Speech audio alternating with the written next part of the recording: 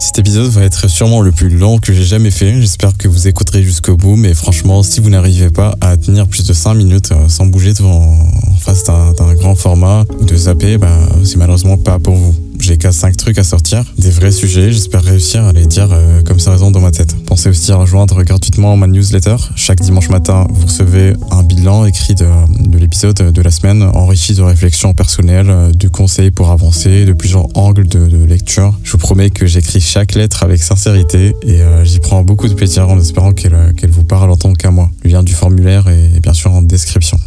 C'est important de commencer par ça, c'est pas que t'as envie de mourir, non, c'est pas ça, c'est plus subtil, plus planqué, c'est juste que t'as envie que ça s'arrête, peu importe que ça soit dans un geste tragique ou pas. Tu veux pas crier à l'aide, tu as envie qu'on te libère du devoir d'exister. Et ouais, ça fout les boules de penser ça, mais ça soulage aussi un peu de l'admettre. Parce que c'est pas une envie de fin, c'est une envie de pause, une pause réelle, radicale, sans délai de retour, on va dire. T'as envie quand t'enlèves le rôle, quand te disent c'est bon, le monde continue sans toi, ce soir, pose tout, vas-y, tu peux te laisser couler là. Et le pire, c'est qu'au fond, tu sais que personne viendra te dire ça. Alors, t'écris des notes, tu fais des blagues, tu gardes la face, mais il y a ce petit coin en toi qui espère quand même juste un peu que quelqu'un comprenne ce que t'essaies de pas dire. Et si t'as écouté juste ici, c'est peut-être que toi aussi, tu l'as déjà ressenti.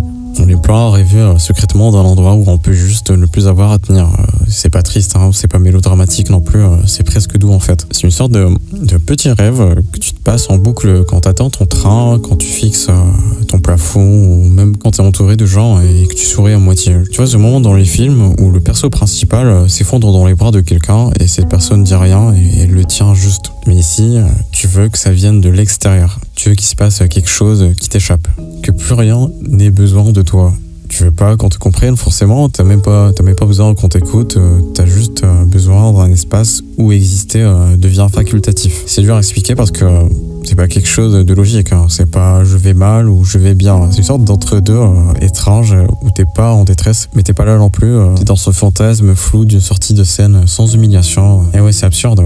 On est là à vouloir tout donner, tout faire, tout réussir, mais au fond parfois il y a ce petit coin dans nous qui fait juste que tout s'éteigne sans bruit. Je sais qu'il y a des gens qui écoutent ça et qui hochent la tête sans même s'en rendre compte parce que ce genre de pensée ça s'installe comme une brume. Ça parle pas fort mais ça est là. Et t'oses pas trop y toucher parce que t'as peur que si tu l'expliques, ça perde son sens. Alors tu le gardes en toi, tu le fais tourner comme un vinyle rayé. Mais si je peux te dire un truc, c'est pas bizarre, c'est pas grave, c'est pas à expliquer.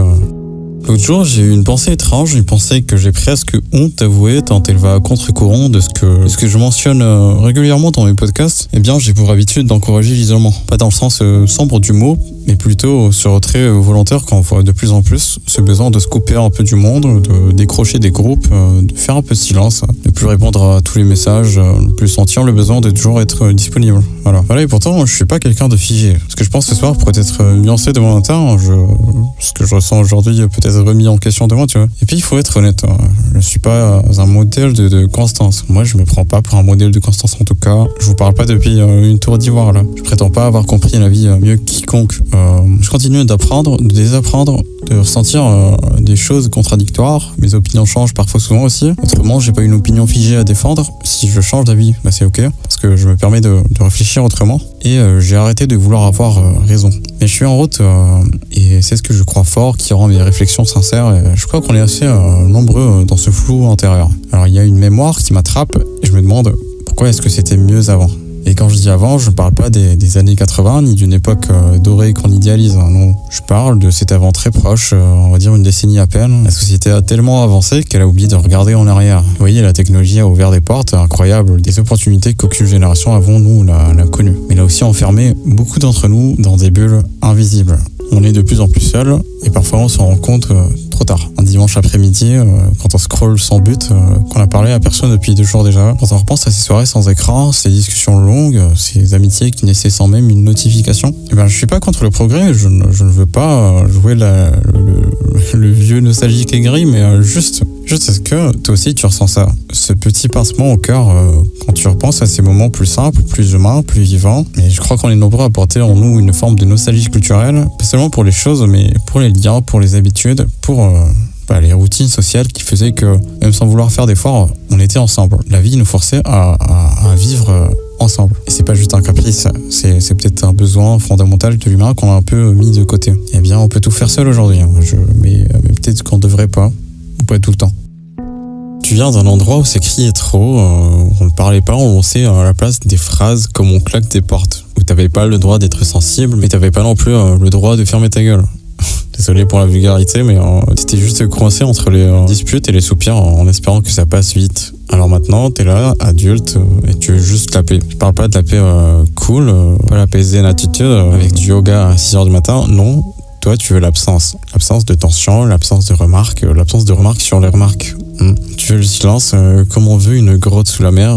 Tu veux que personne ne te parle, ne te regarde, ne t'attende. Et parfois, un compliment, ça t'agresse. Même un je t'aime, ça te fout une pression bizarre. Tu vois ce que je veux dire? C'est parce que chaque mot qui te vise, même gentiment, te donne l'impression que quelque chose va suivre. Un reproche, un retournement, une attente. T'as appris à te méfier du bruit parce qu'il n'annonçait jamais rien de bon. En plus, c'était une gifle verbale, un changement de ton, un rappel à l'ordre. Alors tu deviens accro au silence.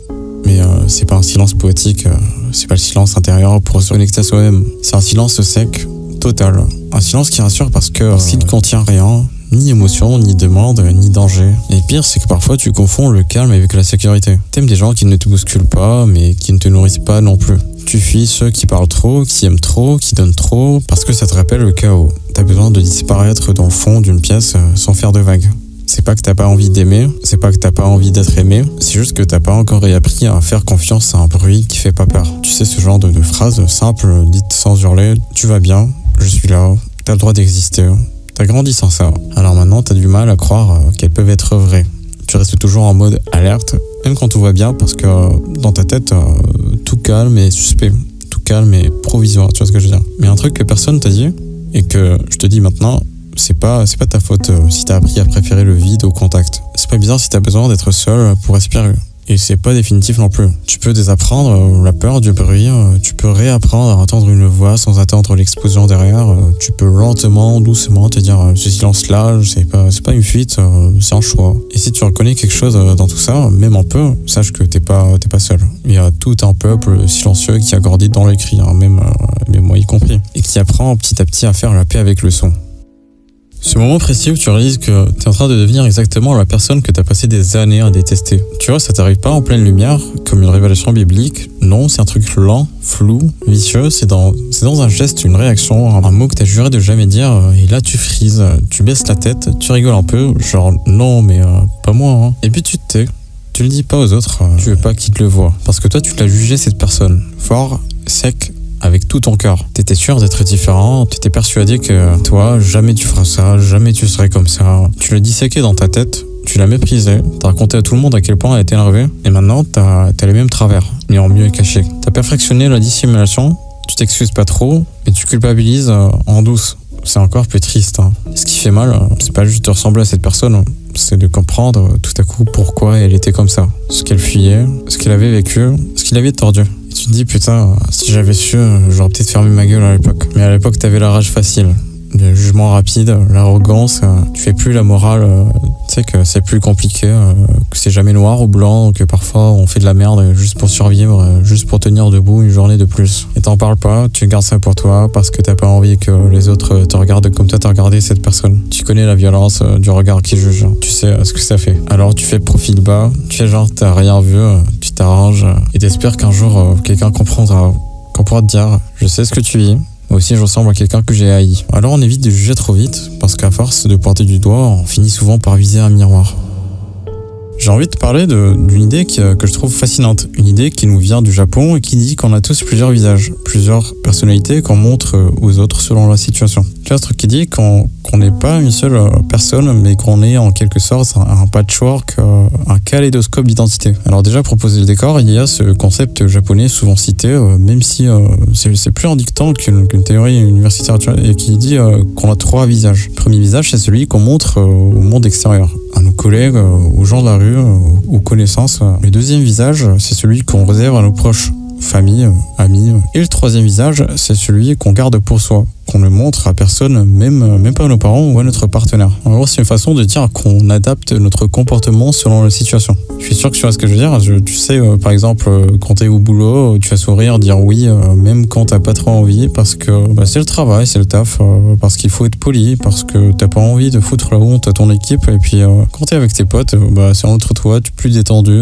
tu lâches un peu plus de vannes, tu parles plus de tes galères et tout. Et quand t'es seul, là, c'est le vrai toi. Ou du moins, celui que tu crois être le vrai. Ce concept de visage rejoint aussi un truc très présent dans la culture japonaise, le on et le tatemae. Le on, c'est ce que tu ressens vraiment, ce que tu penses dans ta tête. Tatemae, c'est ce que tu montres en public, ce qui est socialement acceptable. Dans la société japonaise, c'est vachement important de garder la face, ce qu'on appelle saving face. C'est un truc qui structure énormément les relations là-bas. Ce n'est pas que japonais au fond, on le fait tous juste différemment. Pour la petite anecdote, ça me fait penser au théâtre No, N-O, accent circonflexe. Tu vois ces masques super expressifs qu'ils portent sur scène. Chaque masque représente un personnage et une émotion, la joie, la tristesse, la colère. Et quelque part, on est tous un peu comme ça dans la vraie vie. On enfile des masques pour jouer un rôle dans la société et parfois on oublie lequel est le plus proche de nous. Je me rends compte que je suis pas toujours cohérent et parfois même un peu bordélique. Et tu vois, ça me fait réfléchir à quel point on doit jongler avec nos identités pour coller à ce que les autres attendent de nous. Souvent, c'est pour s'adapter à la pression sociale. On veut être accepté, on veut être aimé, on veut pas déranger. Et puis parfois, on a peur que si on montre notre vrai visage, ça plaise pas. Mais en même temps, on a besoin de ces masques pour vivre ensemble, pour éviter les conflits. Vous voyez ce que je veux dire. Mais alors, la question, est-ce que c'est qu'on est hypocrite ou est-ce que c'est de l'hypocrisie ? Pas forcément. Je crois qu'il y a une différence entre être faux et être poli. Quand on ajuste notre discours ou notre comportement pour ne pas blesser l'autre, c'est pas forcément un mensonge, c'est parfois juste de la bienveillance. Mais si on joue un rôle tout le temps, là ça devient lourd. On finit par se perdre soi-même, à force de jouer un personnage. Alors c'est quoi la solution ? Je pense qu'il faut être... Je pense qu'il faut apprendre à doser. Être capable d'enlever son masque de temps en temps, au bon moment, avec les bonnes personnes. Et surtout se connaître soi-même, savoir quel est ce fameux vrai visage qu'on cache à tout le monde. Parce que si on ne sait pas qui on est, alors comment on veut que les autres nous connaissent ? Et aujourd'hui, avec les réseaux sociaux, c'est encore plus compliqué. Alors, on a nos visages Instagram, nos visages TikTok, nos visages WhatsApp, et nos différents visages dans les conversations avec différentes personnes. Alors voilà, cette idée japonaise des 3 visages, elle est super intéressante, moi je la trouve en tout cas. Elle nous force à réfléchir quel masque on porte aujourd'hui. Bref, je crois avoir un peu tout dit. Et si toi aussi tu t'es reconnu quelque part là-dedans, t'es pas seul. On se démerde tous avec nos contradictions, nos silences, nos bêtises. Et pendant qu'on essaie de se réparer, faut pas oublier que pendant ce temps, il y en a qui crèvent pour avoir juste le droit d'exister. Alors ouais, soutien total à la Palestine, tous les liens utiles sont en description, bien sûr. N'hésite pas à écrire un commentaire si tu as envie d'en parler ou juste pour la bonne cause. Et si ce que je te raconte te parle, t'abonner c'est pas interdit non plus. Allez, on active la cloche, prenez soin de vous, vraiment. C'était Wolvarn, salutations.